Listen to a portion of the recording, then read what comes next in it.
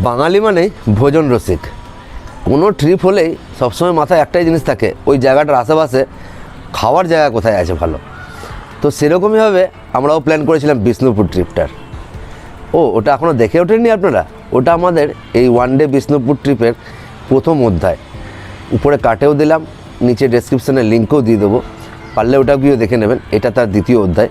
তো দুপুরবেলা অবধি আমরা যখন বিষ্ণুপুর ঘোরা হয়ে গেছিলো, তারপরে আমরা যে জায়গাটা ভেবেছিলাম, যে জায়গাটা খাওয়াও যাবে, ঘোরাও যাবে, সব কিছু করা যাবে, সেরকমই একটা ঘোরা আর খাওয়ার জায়গা নিয়ে আজকের এই ভিডিও।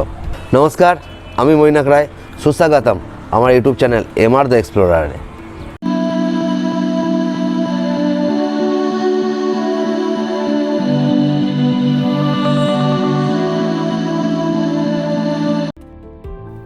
বিষ্ণুপুর ঘুরতে ঘুরতে কখন যে দুটো লুচি আর ম্যাচা সন্দেশ হজম হয়ে গেছে বুঝতেই পারিনি। সেই জন্য আজকের জার্নির দ্বিতীয় গন্তব্যের দিকে বেরিয়ে পড়লাম খাবার ও ঘোরার উদ্দেশ্যে, মাত্র 12 কিলোমিটার দূরে জয়পুর ফরেস্টের দিকে। জয়পুর ফরেস্টের একদম লাগোয়া হচ্ছে বনলতা রিসর্ট। আমাদের খাবার প্ল্যানটা সেদিনকে ওইখানকারই ছিল। প্রথমে ঢুকেই আমরা অনেকটা মেনু দেখে চমকেই গেলাম। অনেক রকমের মেনু, ইমু পাখির মাংস, কোয়েল মাংস। আমরা দেখলাম না, এত সব কিছু না করে সিম্পল থালি আর মিক্সড ফ্রাইড রাইস, স্যালাড আর মাটন অর্ডার করে দিলাম। খাবারটা কিরকম একটা শুনে। তো খাবার কেমন লাগছে আপনার? খুব সুন্দর সুন্দর খাবার, খুব সুন্দর। এখানে প্রকৃতিতে তৈরি সব জিনিস দিয়ে রান্না হয়েছে, তেল একবারে কম। খাচ্ছি এখন মন দিয়ে। এটা কেমন লাগছে খাবার? ভাল লাগছে, খুব সুন্দর। খাও। খাওয়া দাওয়ার পর বেরিয়ে পড়লাম বনলতা ঘুরতে। প্রচুর বড় জায়গা জুড়ে এই রিসোর্টটাকে এত সুন্দর করে সাজিয়ে তুলেছে, যা নিজের চোখে না দেখলে বিশ্বাস করা যায় না।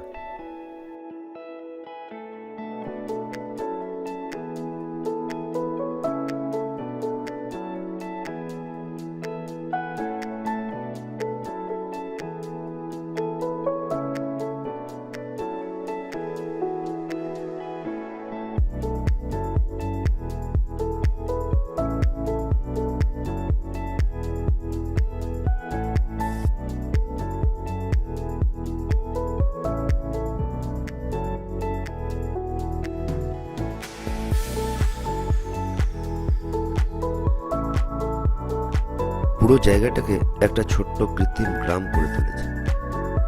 কি নাই এখানে? মাটির কুড়ে ঘর চাই,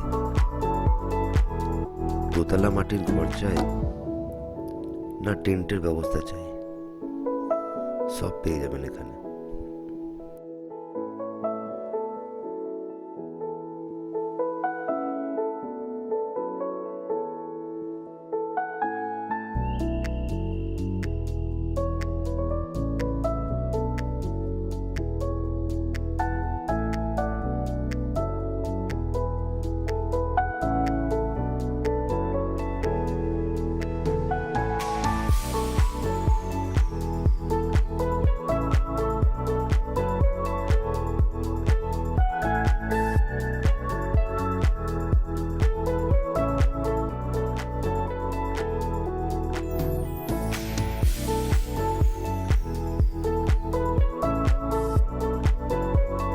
এখানকার সব থেকে বেশি বিখ্যাত নিজেদের অর্গানিক ফার্মের জন্য।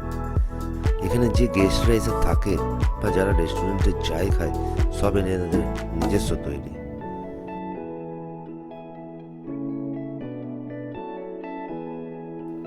বড় জায়গা জুড়ে চাষবাস, পুকুরের টাটকা মাছ, নিজেদের গোয়াল ঘর ও ফার্ম মিলে চারিদিকে একটা আলাদাই পরিবেশ।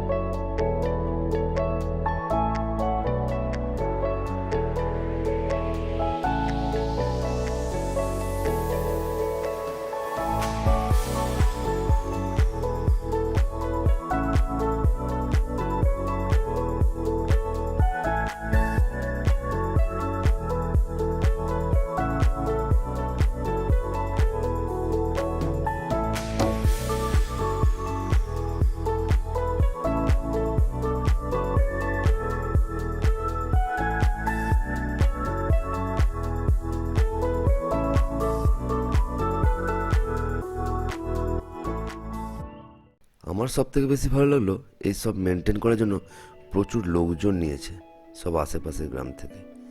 এত মানুষের কর্মসংস্থান দেওয়ার জন্য এই রিসোর্টটার প্রতি আরও ভক্তি বেড়ে উঠল।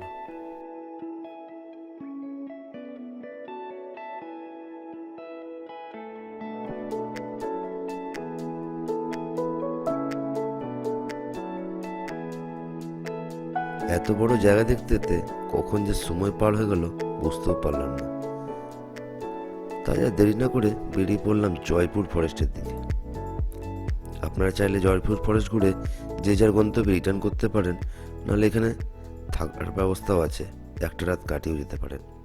এখানকার রুম রেট 2000 থেকে 6000 টাকার মধ্যে।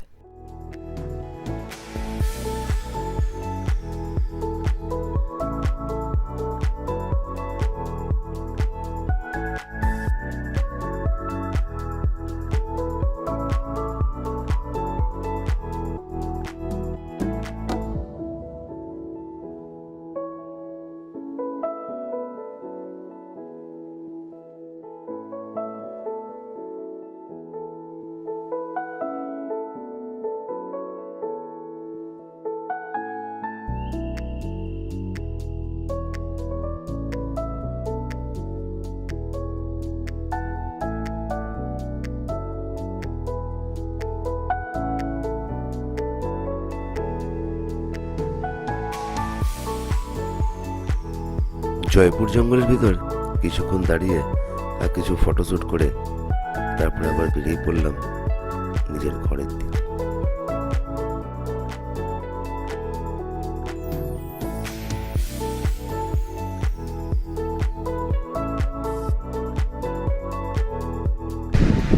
তো আজকে ভালোভাবে এরকমভাবে দিনটা পার হলো, আপনাদেরও দেখালাম।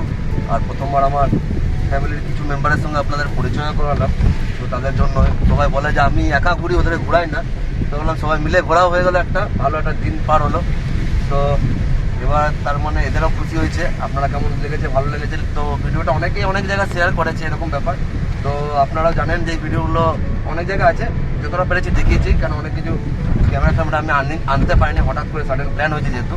তো আশা করলে যদি ভালো লেগে থাকে তাহলে লাইক করে দেবেন, কমেন্ট করে দেবেন আর বন্ধুদের সাথে শেয়ার করবেন।